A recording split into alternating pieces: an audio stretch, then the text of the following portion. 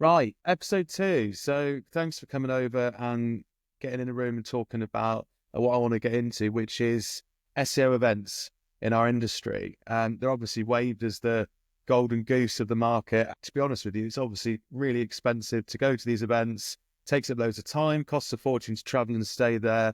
Is it all that it's cracked up to be?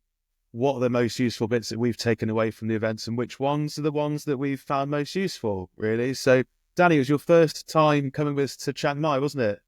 Was, mate. How did you find it? I loved it, actually. It was tough to know what to expect when you turn it up. It's like, how much are you going to have to be on, if you like? How much I'm going to have to know? How many books do I have to read before I go? Kind of thing. You start questioning everything when you're about to meet just about everyone in the industry. Uh, Yeah. Going over there, it seems a little bit nerve-wracking. But once you get there and you see the vibe and you start meeting people, you realize how great it is.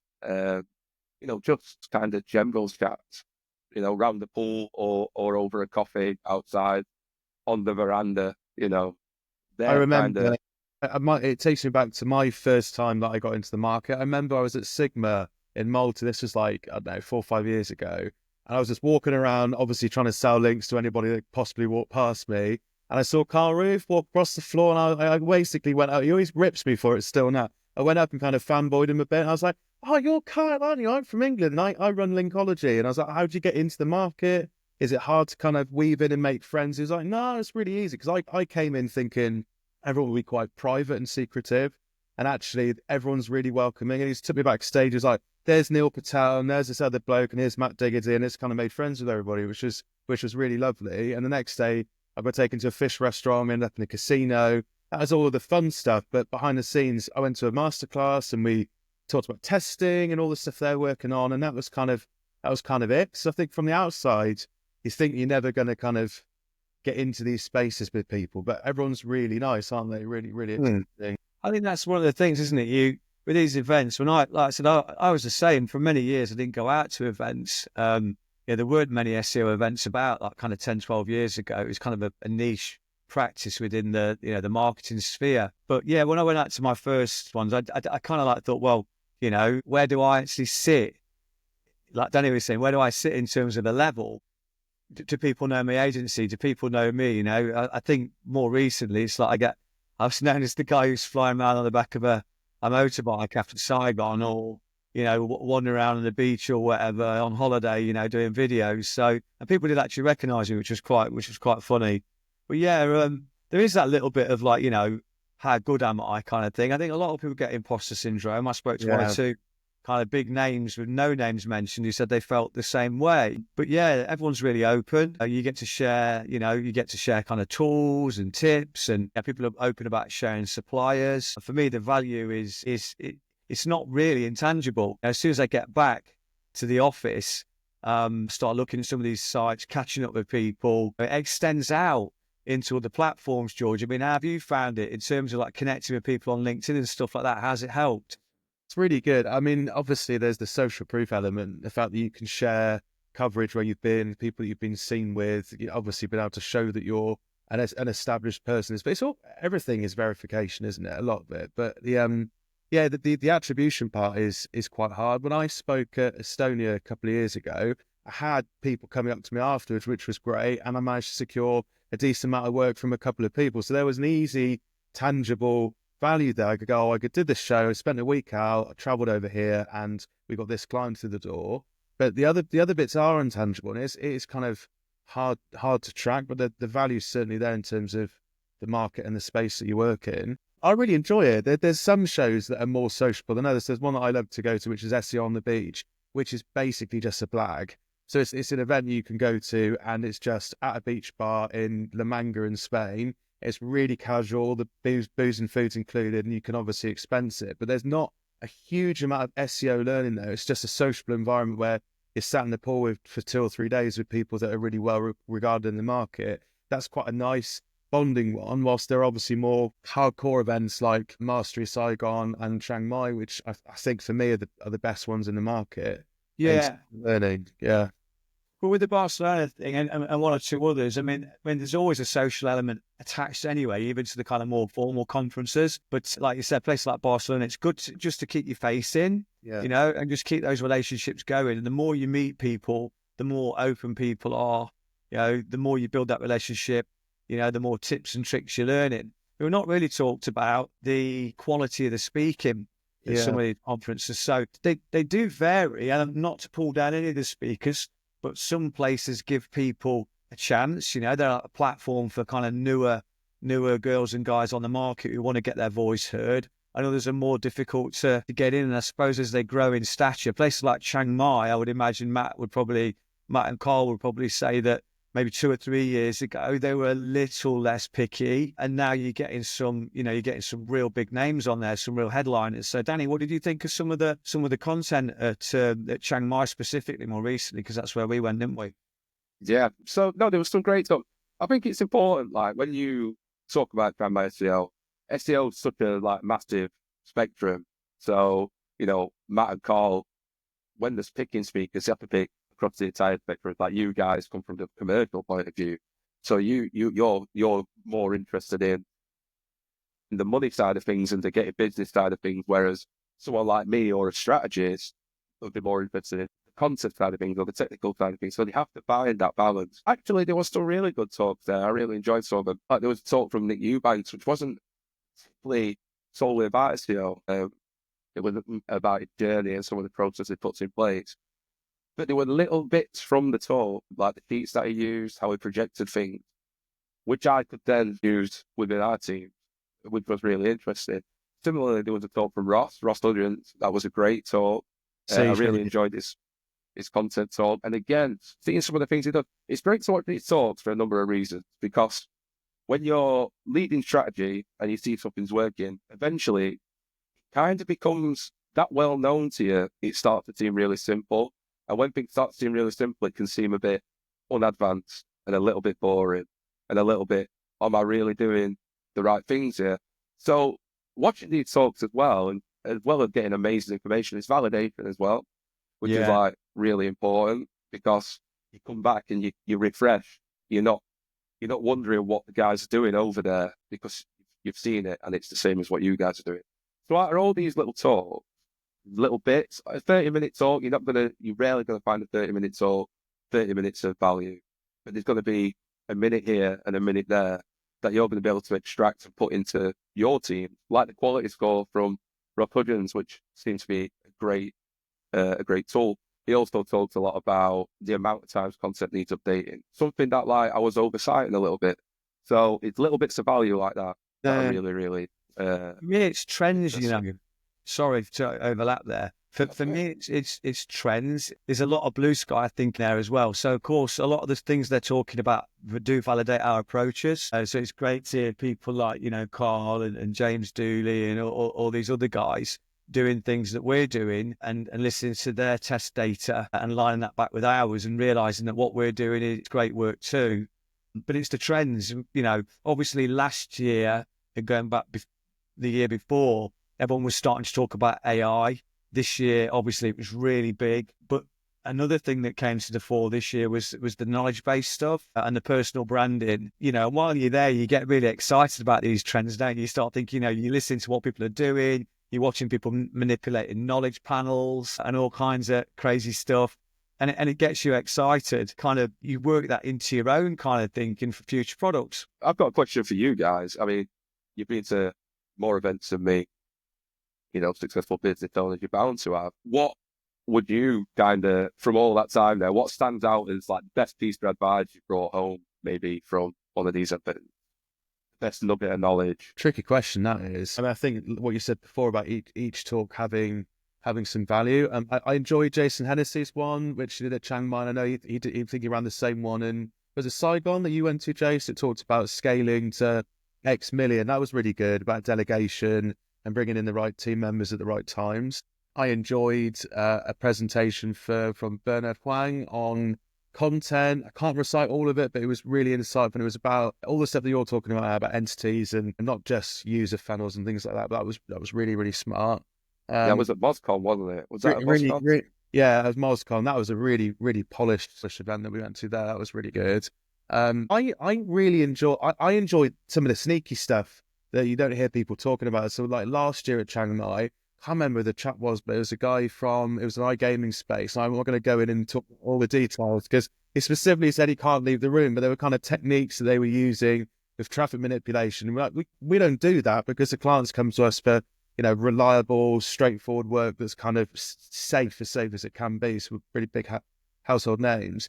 But the sort of work that they were doing was really eye-opening in terms of what can work and the scale at which they're investing in different things for SEO. That was a bit of an eye-opener. But yeah, generally it's energizing, isn't it? I think the other thing as well is it's not just the actual core event that has all the value. It's the kind of subsidiary networking events that go on along the sides. So kind of like your audience events, kind of clusters of people putting together link building sessions or on-page SEO community events that happen. Loads of that goes on behind the scenes. Normally you get an app, don't you, which is linked in with the event. And then you've got hundreds of meetups, like in Chiang Mai again. It's like quad biking, going to an elephant sanctuary, hanging out with the surfer dudes on a rooftop bar. Like all of those are specialist things where they go through detailed events and information. And those are really useful as well. Like, they're kind of extras that you don't think are coming. So they're Yeah, really... the Link Mastermind was good. Yeah. That Jabez Rubin put on, that was good. You stole my thunder on that point there about the iGaming guy. I'm not going to name him. Yeah, he absolutely blew me away. The stuff that he was coming out with was unreal. You don't get that anywhere other than conferences. So that's one thing I say in favour of promoting for all the guys who are doing the stuff out in White Press, Cyprus, White Press stuff, Poland and all that, Chiang Mai, Saigon. I just thought of the one. So my most impactful one was Chiang Mai last year. It was Cyrus Shepherd when he was on stage. Remember, he sort of me and you were sat in the audience. So Cyrus Shepherd runs a big SEO agency, but he's also been a quality rater for Google for years. I think his contract ended a few months ago. But just for people who don't know what that is, quality rater is somebody who sits in front of a screen and websites come in front of them and it'll have Google's score and they will manually adjust the rankings based on what they think the Google algorithm's done. They correct them or verify the formula. And he basically stood on stage and was like, right, phones down. This is roughly what the algorithm is. It's like non-competitive space, third content, third authority, third user signals. So i.e. Chrome data, which everyone now knows is a thing. And non-competitive space was just content and links. I think we were sat there like, right, thank you very much. Wonderful verification coming off the back of, publications about, links don't matter. I managed to rank X, Y, and Z without any authority, and people just having, a lack of kind of trust in the market. It's nice to hear from somebody who's literally there, looking at the algorithm, checking the ratings, and adjusting the results. Why that was really, really valuable for me. Yeah, that's good stuff. Anything like that's really, really commercially valuable. In terms of product development, really enjoyed listening to Corey's presentations. They're hard to follow. The guy moves quickly through technical information. That's generally the feedback that everyone gives. But, Corey's not unapologetic about that. He gets on with it. He gets the information out there, and it's up to you to understand and kind of synthesize into your own work. It aligns very much with our idea of talking about an orchestra of AI agents about a year ago, and now you're seeing everybody building those orchestras, i.e. like a line, like a factory line of AI agents that are producing content or managing outreach processes or that kind of thing. So I really enjoy that. I like to get a refresher every time I go to an event. I do try and sit through some of the more technical stuff. So you get a whole spread, don't you? Commercial stuff, you get marketing stuff, so you get product development, you get ideas for marketing, and then you get the softer stuff where you're meeting people, building relationships, and what you might class as intangibles but aren't, which are, like I said, building the network, getting to know people. I'm in groups now with people on WhatsApp. A lot of the names I'm not going to mention now that we talk to, sharing information, helping each other out on LinkedIn, posting, commenting, whatever. There's so much going on. In Google's eyes, when you start connecting in real life, maybe linking to each other's website, talking about each other in blog posts, videos, whatever, you're connecting entities, which again is kind of boosting your own personal brand and potentially helping you out with your own knowledge panel. Google's spreadsheet in the sky that just sweeps around everything and works out if you're an actual human being or not. So this year, guys, look, we've been at this 15 minutes now. What do you reckon in terms of events that we would recommend. We recommend one each. Obviously, Danny will give you the Chiang Mai one because that's the one you went to last year. What about yourself, George? What would you go to? Chiang Mai, we've obviously already got tickets for, and we're not sponsored by them, but I find that really useful.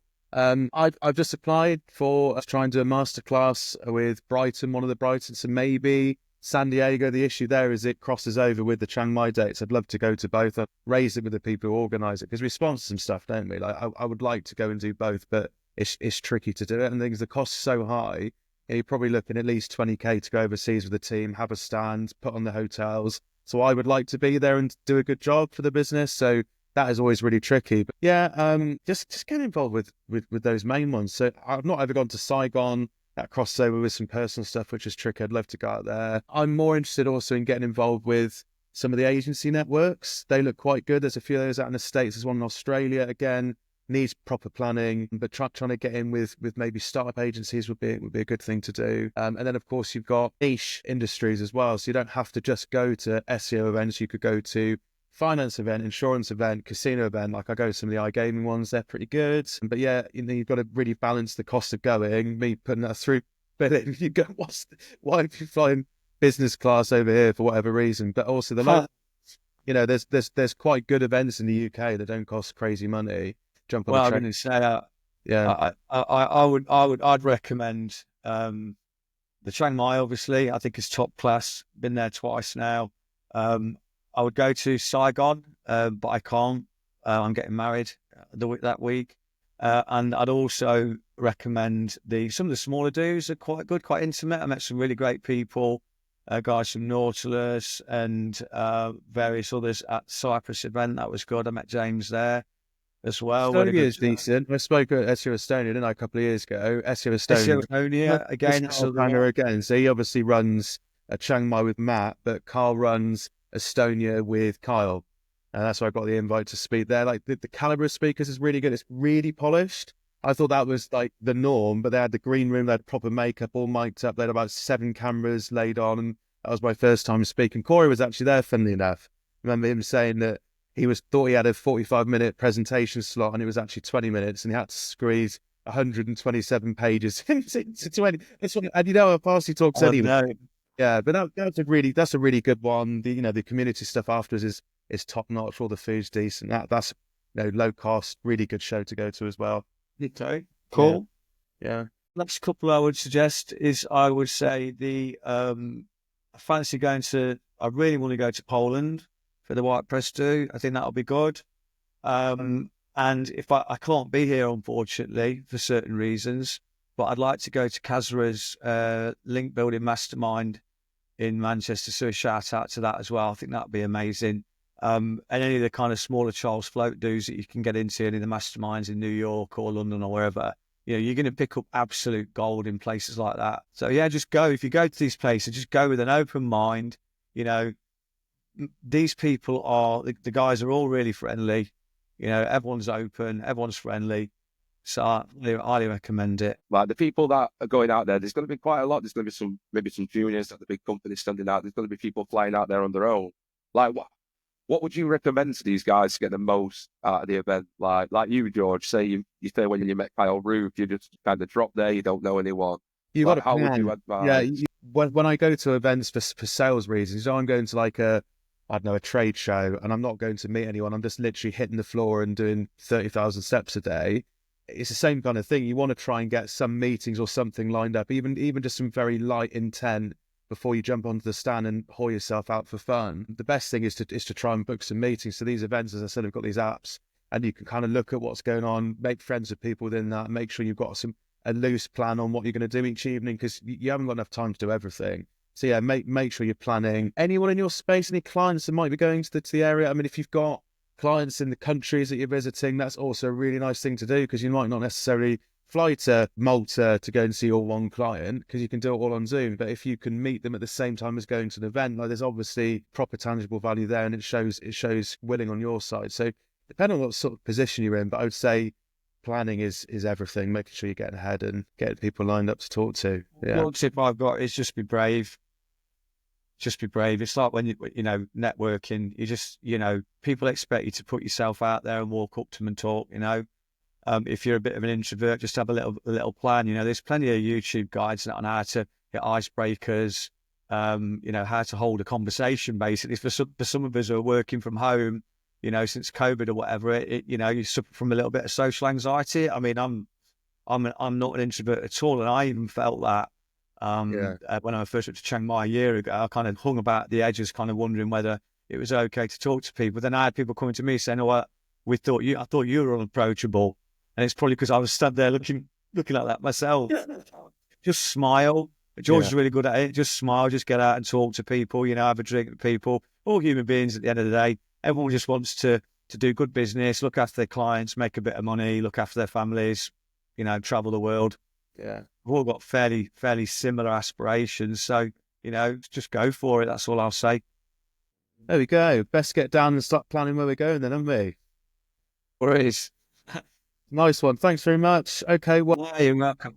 See you next time. Yeah, wraps up everything about the events, and see you on the next one. Cheers. Bye for